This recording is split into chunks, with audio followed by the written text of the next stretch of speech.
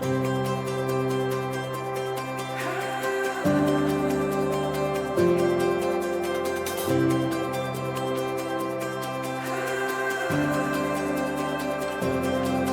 we are,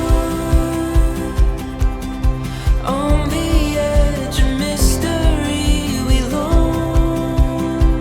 Mahal kong Eunice, sa araw na ito, pinipili kita hindi lang bilang asawa ko, kundi bilang aking pinakamamahal at aking tahanan. Hindi ko man maipangako na magiging perpekto ako, pero ipinapangako kong mamahalin kita ng buong puso ko sa bawat araw na bigay ng Diyos.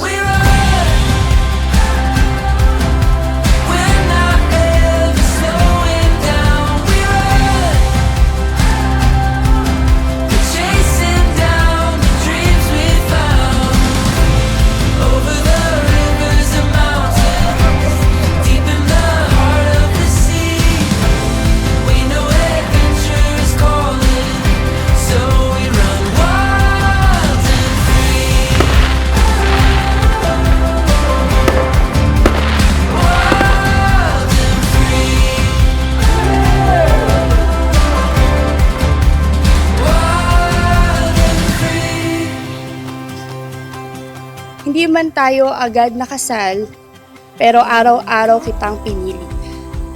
Araw-araw kitang minahal.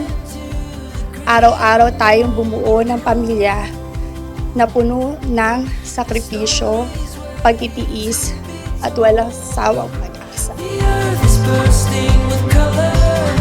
Our hearts are open wide. The stars glow in wonder.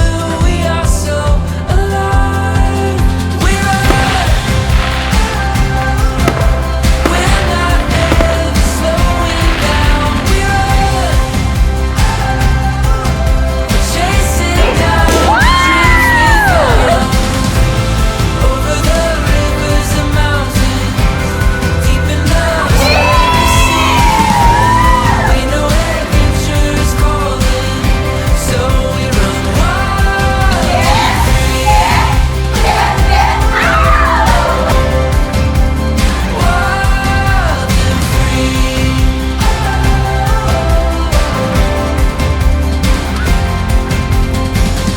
Sa mga araw na masaya at sa mga araw na mahirap, hahawak ako sa kamay mo at hindi kita bibitawan. Kung napagod ka, ako ang pahinga mo. Kapag nasaktan ka, ako ang kakampi mo. Kapag nagduda ka, paalala ko sa iyo kung gaano kita kamahal. Eunice, ikaw ang pinakamagandang biyaya sa buhay ko. At habang nabubuhay ako, ikaw at ikaw lang ang pipiliin ko.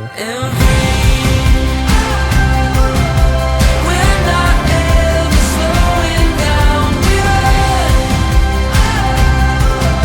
chasing down the dreams we found. Over the rivers and mountains, deep in the heart of the sea. We know adventure is calling, so we run wild and free. Wild and free. Wild and free.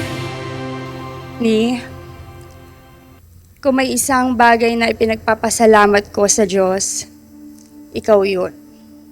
Hindi lang dahil ikaw ang lalaking minahal ko, kundi dahil ikaw ang lalaking naging ama ng anak ko.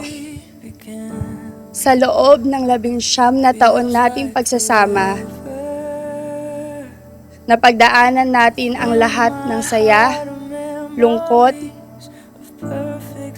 tagumpay at mga pagsubok na akala natin minsan hindi natin malalampasan.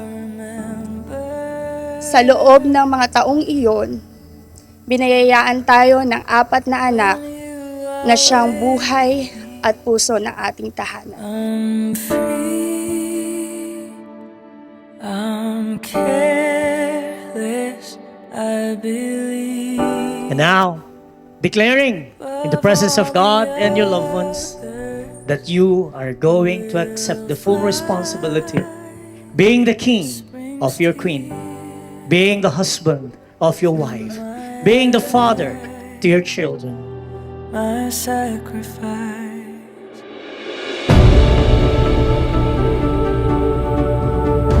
At ngayon, sa wakas, heto tayo, hindi dahil napilitan, kundi dahil mas pinili nating pagtibayin ang matagal na nating ipinaglalaban.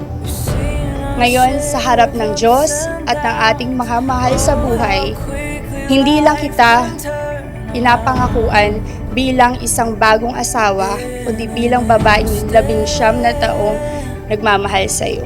It feels so good to reunite within yourself and within your mind. Magmula noon, That's maging sa ngayon, sa mga darating na bukas at magpakailanman, ikaw pa din at ikaw lamang. Mahal na mahal kita. when you are with me, I'm free, I'm careless, I believe.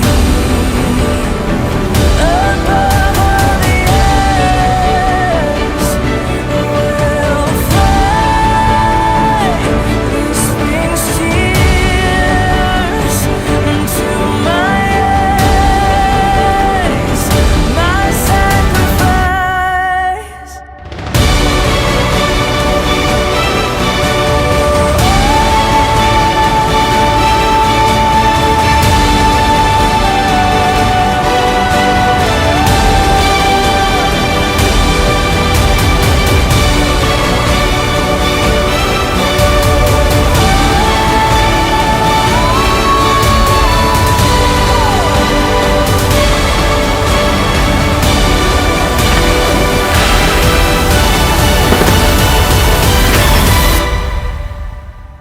Ikaw ang pinili ko noon, ikaw ang pinili ko ngayon, at ikaw pa rin ang pipiliin ko habang ako'y Where nabubuhay. should we begin? Mahal na mahal kita, honey ko. Feels like forever.